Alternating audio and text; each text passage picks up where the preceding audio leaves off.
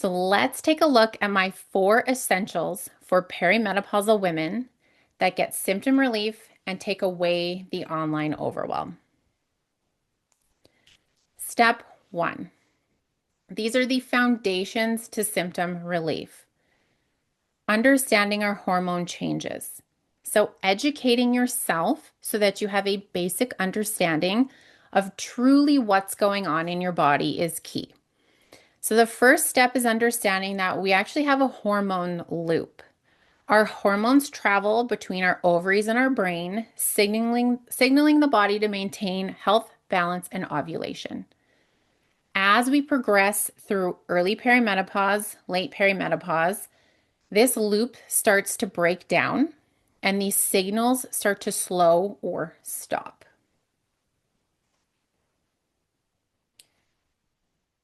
It's not a straight decline. So we need to know, but not a lot of women understand, is we don't have a straight decline of estrogen. Estrogen doesn't just start to drop off and go away. What actually happens is estrogen and progesterone are 2 main hormones that we fluctuate through every month in order to have a cycle, to ovulate, to be able to come pregnant. And then if we don't, we have a period. Our estrogen and progesterone start to rise and fall over a 4 to 10 year period. So perimenopause can last up to a decade. And for some unlucky women who start to experience symptoms, they can by the age of 32 to 35. That's the latest that I've seen in the research. I can definitely tell you, I started noticing a difference in myself probably at age 33. I'm now 38 and I absolutely have perimenopause symptoms. So what happens is our body tries to compensate because the ovaries are slowing down and we try to push more estrogen and more progesterone at some points. And then the brain is going, excellent, I got what I needed. I know what I'm supposed to do. And then sometimes there's not enough hormone being pushed because there's just nothing left to be produced by the ovaries. And this in turn creates our symptoms. We have hot flashes, we have brain fog, we're tired, our mental health changes, we have heart palpitations, we have ringing in our ears, the list goes on and on. I have a list that I've sent out in my email series that is probably 30 symptoms long, and it's not even the full list.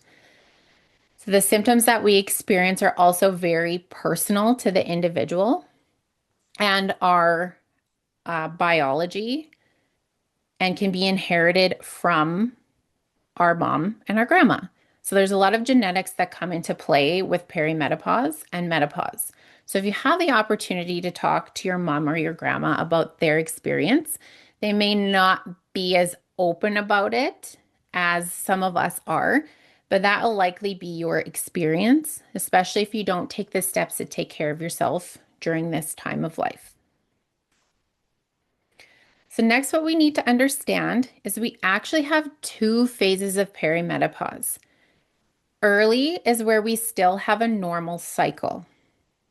So when I'm talking about the women who are age 32 to 35 and probably into early 40s, you still have a regular period. So you're thinking, well, I can't possibly have perimenopause symptoms because I still have a regular cycle. I cycle every 28 to 32 days. My period symptoms are the same. I have the same length and consistency of my period. It hasn't gotten heavier, it hasn't gotten lighter. So I can't possibly have symptoms.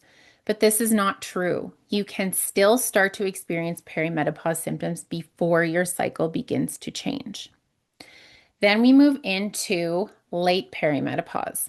This is usually into your mid to late 40s, maybe into your early 50s.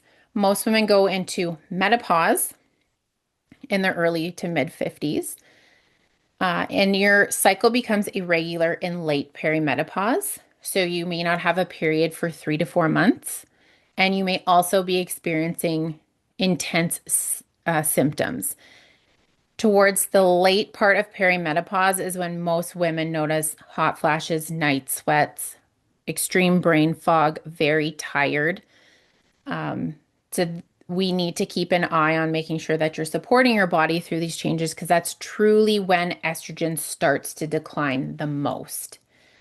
And then another fun fact that I actually don't have written in here is menopause is only one day of your life. So a lot of people talk about menopause as a whole phase. It's actually postmenopause. Menopause is the day that you have not had a period for 12 calendar months. You are officially postmenopausal the day after that.